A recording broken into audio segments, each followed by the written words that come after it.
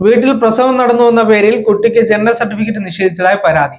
ആരോഗ്യവകുപ്പ് ഉദ്യോഗസ്ഥർക്കെതിരെ കോഴിക്കോട് കൊടുവള്ളി സ്വദേശി ഷറഫാത്താണ് പരാതി നൽകിയത്. 2024 നവംബർ 2-ന് ജനിച്ച കുട്ടിക്ക് 4 മാസം കഴിഞ്ഞിട്ട് ജനന സർട്ടിഫിക്കറ്റ് നൽകിയിരുന്നില്ല എന്ന് കാണിച്ച് മനുഷ്യാവകാശ കമ്മീഷനാണ് പരാതി നൽകിയത്.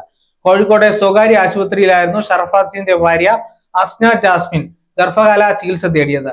28-ന് പ്രസവ തീയതിയായി ആശുപത്രിയിൽ നിന്ന് നൽകുകയും ചെയ്തു. എന്നാൽ പ്രസവ വേദന അനുഭവപ്പെടാത്തതിനാൽ ഇവർ വീട്ടിൽ തന്നെ തുടർന്നു. പിന്നീട് 2-ാം തീയതി രാവിലെ 11 മണിയോടെയായിരുന്നു സംഭവം. ഉച്ചയ്ക്ക് 2:15-ഓടെ കെ സ്മാർട്ട് വഴി ജനന സർട്ടിഫിക്കറ്റിനായി അപേക്ഷ നൽകിയെന്നും ഷർഫാസ് പറയുന്നു. ഒക്ടോബർ 28-ന് അഡ്മിറ്റ് ആവാൻ വേണ്ടി പറഞ്ഞു. അപ്പോൾ ഒക്ടോബർ 28-ന് അഡ്മിറ്റ് ആവാൻ വേണ്ടി പറഞ്ഞിട്ട് നമുക്ക് പോയി കഴിഞ്ഞിട്ടുണ്ടെങ്കിൽ എന്തായാലും മരുന്ന് വെക്കും, വാക്സിനേഷൻ കാര്യമൊക്കെ ചെയ്യും. അപ്പോൾ ഇതിനൊന്നും താല്പര്യമില്ല. അപ്പം വേദന വരുമ്പോൾ പോവാം എന്നുള്ള ഉദ്ദേശത്തിലായിരുന്നു. പക്ഷേ എന്തോ 2-ാം തീയതി ആയപ്പോൾ തന്നെ രാവിലെ തന്നെ വേദന വരലും പ്രസവിക്കലും കഴിഞ്ഞിട്ടുണ്ടായിരുന്നു. അപ്പം അങ്ങനെ വന്നപ്പോൾ തന്നെ പ്രസവം കഴിഞ്ഞപ്പോൾ തന്നെ നമ്മളെന്ത് ചെയ്ത് പിന്നെ അടുത്ത ചെയ്ത് കാര്യം ചെയ്യാന്നുള്ളതേ. കാരണം കുട്ടി വന്ന് കുട്ടിക്കും പ്രശ്നമൊന്നുമില്ല, നമുക്കും പ്രശ്നമൊന്നുമില്ല എന്നുള്ളത് കണ്ടുകൊണ്ട് തന്നെ പിന്നെ നമ്മൾ അങ്ങോട്ട് അതിന് ഹോസ്പിറ്റൽ കാര്യങ്ങളൊന്നും നോക്കിയിട്ടില്ല. പിന്നെ അതിന് ശേഷം നമ്മൾ പോസ്റ്റൽ കെയർ കാര്യങ്ങളൊക്കെ ചെയ്തിട്ടുണ്ടായിരുന്നു.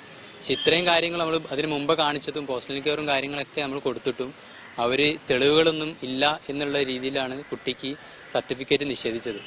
4 ദിവസം കഴിഞ്ഞ് ആശാ വർക്കർ എത്തി പരിശോധന നടത്തുകയും ചെയ്തു.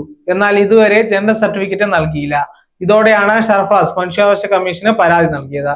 ഒരു സ്ത്രീ ഗർഭിണിയായാൽ അത് പൊതുജന ആരോഗ്യ സംവിധാനത്തിൽ രജിസ്റ്റർ ചെയ്യണമെന്നിരിക്കെ ഇതൊന്നും ഇവർ പാലിച്ചില്ലെന്നും മതിയായ രേഖകളില്ലെന്നുമാണ് ആരോഗ്യവകുപ്പ് പറയുന്നത്.